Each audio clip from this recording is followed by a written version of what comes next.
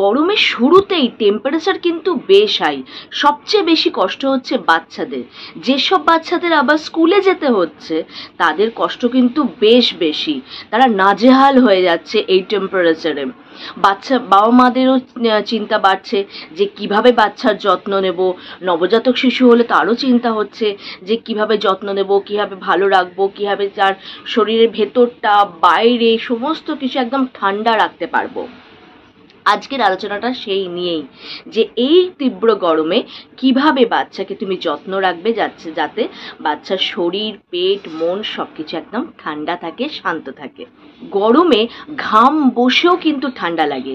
তাই যেসব বাবা মারা বাচ্চাদের স্নান করা নিয়ে খুব ভয় পাও তাদেরকে বলবো অতি অবশ্যই কিন্তু এই গরমে বাচ্চাকে যে বয়সেই হোক না কেন প্রতিদিন স্নান করাও।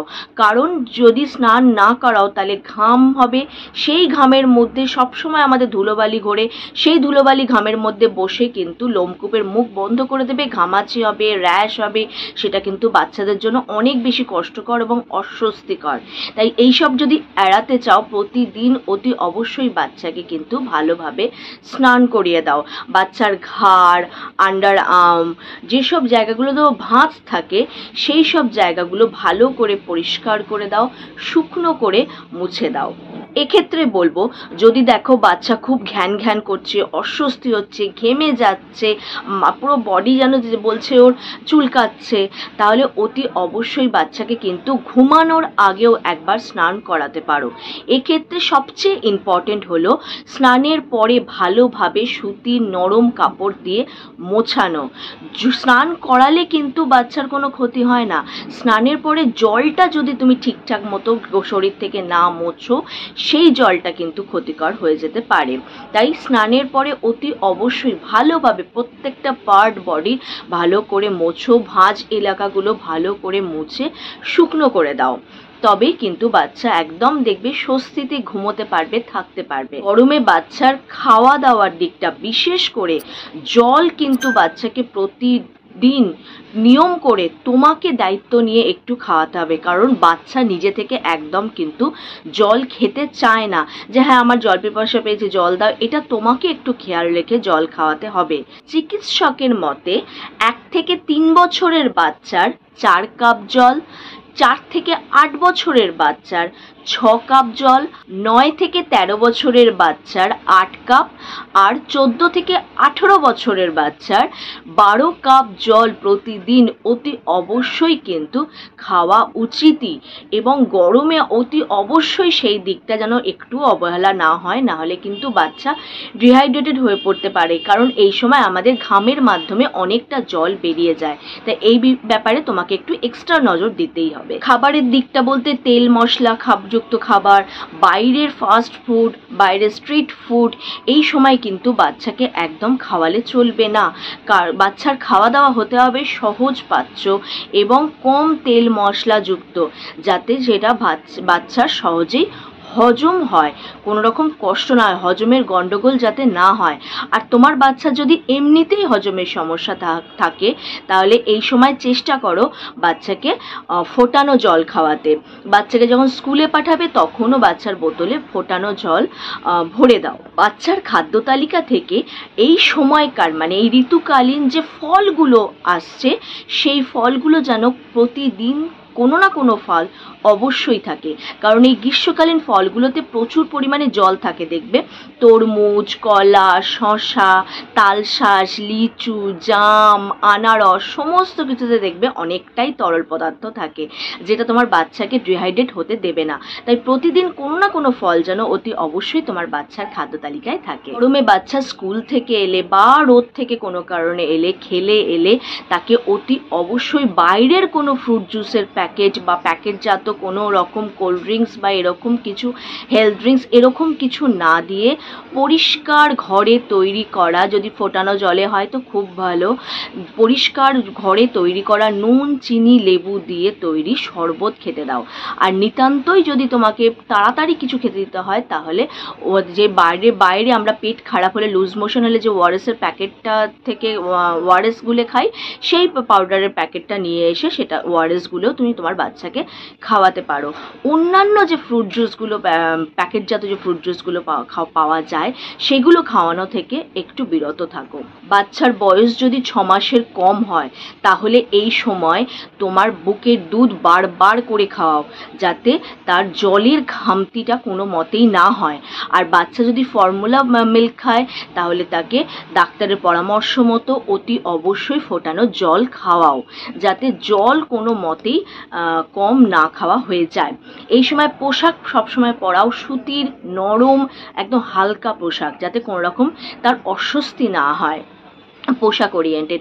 এছাড়া চুল থাকলে চুল ছোট করে কেটে দাও, কারণ চুলে ঘাম বসে, চান করালে জল বসে কিন্তু অনেক বেশি অস্বস্তি বাড়ে, চুলে চুলকায়, ফুসকুড়ি মতো বেরোয়। তাই এই সময় চুল যতটা পারবে ছোট ছোট করে কেটে দাও। শিশুর ত্বক না অনেক বেশি শুষ্ক, তাই শিশুর ত্বকে কোনো না কোনো ময়েশ্চার লাগে, যাতে শিশুর ত্বকটা শুষ্ক না হয়ে যায়, হাইড্রেট থাকে।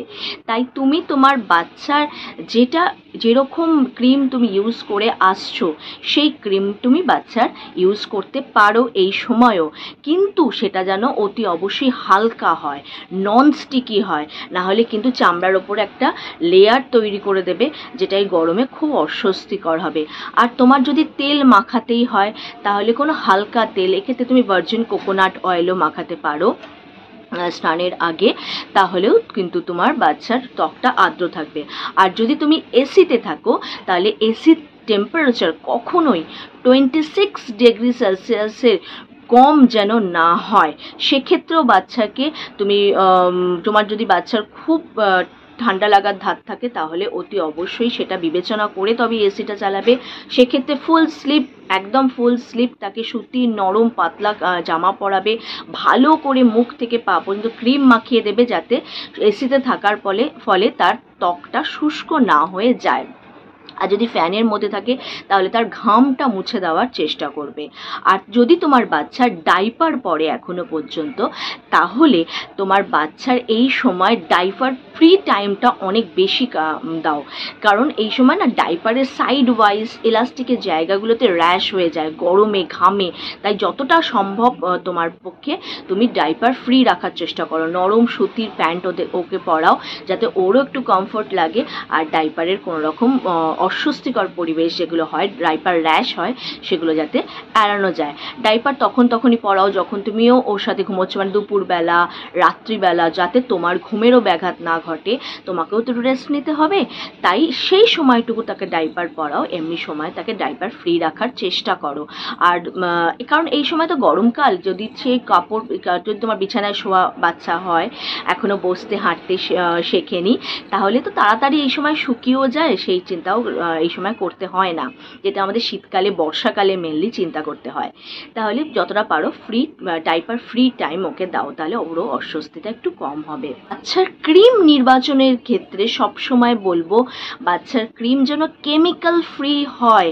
বাচ্চার ক্রিম নির্বাচনের ক্ষেত্রে তোমাকে প্যারাবেন ফ্রি, সালফেট ফ্রি, এইগুলো ফ্রি যেন হয়, মানে কোনো রকম কেমিক্যাল যেন বাচ্চার ক্রিমের মধ্যে, লোশনের মধ্যে না থাকে, সেই দিকটা একটু নজর রেখো।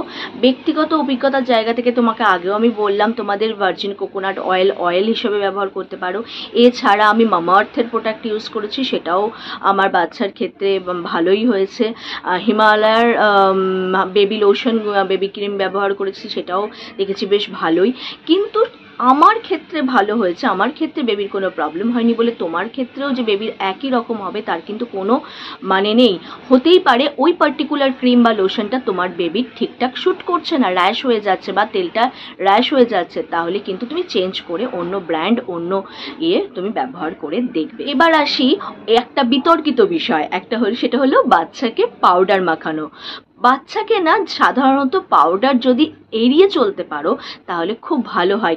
কারণ এই বাচ্চার যখনই তুমি পাউডার মাখাচ্ছ, পাউডারটা লোমকূপের মুখে গিয়ে বসে যাচ্ছে, এবং সেখান থেকে র্যাশ, ঘামাচি সমস্ত কিছু হচ্ছে, কারণ লোমকূপের মুখটা পুরো বন্ধ করে দিচ্ছে পাউডারটা। কিন্তু তোমাকে যদি নিতান্তই পাউডার মাখাতেই হয়, তাহলে তুমি ডাক্তারের সঙ্গে একটু কনসাল্ট করে নাও যে কোন পাউডারটা তোমার জন্য ঠিকঠাক হবে। এছাড়া আমি ব্যক্তিগত অভিজ্ঞতা অভিজ্ঞতা থেকে বলতে পারি, যখন কখনো কখনো আমার বাচ্চার যদি কোনো কারণে ঘাড়ের এখানে বা কোথাও র্যাশ হয়ে গেছে, আমি ক্যান্ডিড পাউডারটা ব্যবহার করে দেখেছি যে এটা বেশ কার্যকরী উপায়, তাতে কিন্তু খুব একটা প্রবলেম আমার কিছু হয়নি। বাচ্চার বয়স যদি 6 মাসের কম হয় তাহলে অতি অবশ্যই বাচ্চাকে কিন্তু সূর্যালোক থেকে দূরে রাখার চেষ্টা করবে। তাকে সকালবেলা ওই প্রখর রোদে নিয়ে বেরোনোর চেষ্টা করবে না। আর যদি 6 মাসের ওপরে হয় বা স্কুল গোয়িং হয়, তাহলে তো এইটা আর কার্যকর হবে না। তাকে বাইরে বেরোতেই হবে এবং সেই রোদের টাইমেই বেরোতে হবে। তাই ভালো কোনো কেমিক্যাল ফ্রি তাকে তুমি সানস্ক্রিন লোশন ব্যবহার করতে পারো। এছাড়া তার মাথায় ভালো করে যে বড় হ্যাট মতো থাকে না, ওই সুতির কাপড়ে, যেগুলো সিনথেটিক কাপড়ের ওগুলো না, যেগুলো সুতির কাপড়ের হ্যাট মতো থাকে, ওগুলো পরিয়ে ভালো করে তাকে বের করবে। সবশেষে সবচেয়ে গুরুত্বপূর্ণ যেটা বলবো, তোমার সন্তানকে তুমি সবচেয়ে বেশি চেনো, বোঝো, জানো। তাই তোমাকেই অবজার্ভ করতে হবে যে তোমার বাচ্চার ক্ষেত্রে কোনটা শ্যুট করে, কোনটা করে না, কোনটা তার র্যাশ বেরিয়ে যাচ্ছে, কোনটায় তার প্রবলেম হচ্ছে, কখন সে বেশি ঘেমে যাচ্ছে, তার একটু মোছানো দরকার, স্পাঞ্জ করা দরকার।